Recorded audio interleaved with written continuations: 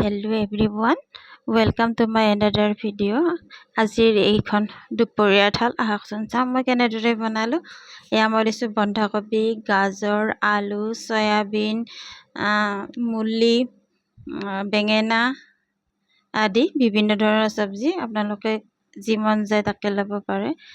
কেৰাহীখনত তেল দি জলকীয়া দুটা দিছো, তেজপাত দিছো, অকমান মিঠি গুটি ফুৰণ দিছো, পিঁয়াজ দিছো, ধুনীয়াকৈ লৰাই চৰাই লৈ এয়া মই মিক্স ভেজখিনি দি দিছো। এয়া এনেদৰে এবাৰ বনাই খাব। আমি সকামবিলাকত তৰকাৰী খুজি খুজি খাওঁ ন, তাতকৈ বেছি ধুনীয়া হয় যদি ঘৰত বনাই হাইজিনেৰে। এতিয়া দিছো মই নিমখ, হালধি, জিৰা, ধনিয়া, কাশ্মীৰী লাল মিৰ্চ, ধুনীয়াকৈ লৰাই চৰাই দিছো, দি অকণমান পানী দিছো। এনেদৰে অকণমানকৈ পানী দি ভাজি ল'ব ধুনীয়াকৈ। এয়া হৈ গ'ল ৰেডি তৰকাৰীখন। তৰকাৰী ৰেচিপি দিয়া আছে চাব। এয়া মাছ আনিছে, মাছখিনি নিমখ হালধি সানি থৈ দিছিলোঁ, তাৰপিছত এনেদৰে ভাজি লৈছোঁ।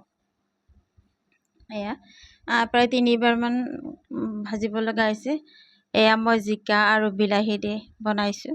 বিলাহীখিনি মই গ্ৰাইণ্ড কৰি লৈছোঁ। এয়া আনফালে এয়া চয়াবিন বনাই আছোঁ বাবুৰ কাৰণে, যি গতিকে মাছ নাখায়। এয়া মাছৰ তৰকাৰী ৰেডি হৈ গ'ল।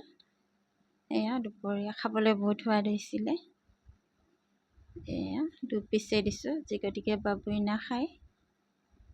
এয়া অকণমানকৈ বনাইছোঁ। এয়া হৈ গ'ল ৰেডি। এয়া হ'ল চয়াবিনৰ তৰকাৰী। আনফালে মলাই চয়াবিন বনাইছোঁ আজি।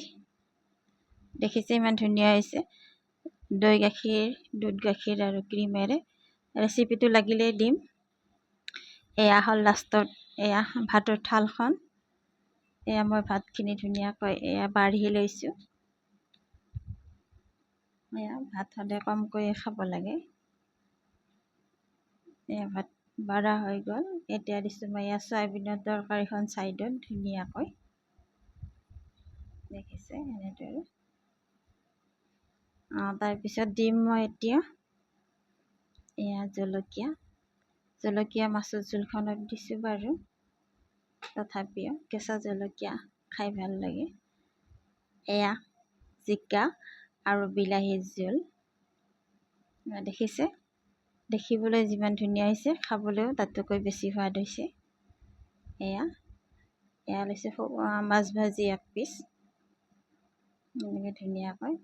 এয়া মিক্স ভেজ, এয়া তৰকাৰীখন, মিক্স তৰকাৰীখন। এয়া আজি দুপৰীয়া থালখন ৰেডি হৈ গ'ল। এনেদৰে খালোঁ। আৰু যদি মোৰ ভিডিঅ'সমূহ চাই ভাল লাগে তেনেহ'লে প্লিজ ছাবস্ক্ৰাইব কৰি দিব মোৰ চেনেলটো। থেংক ইউ ফৰ ৱাচিং।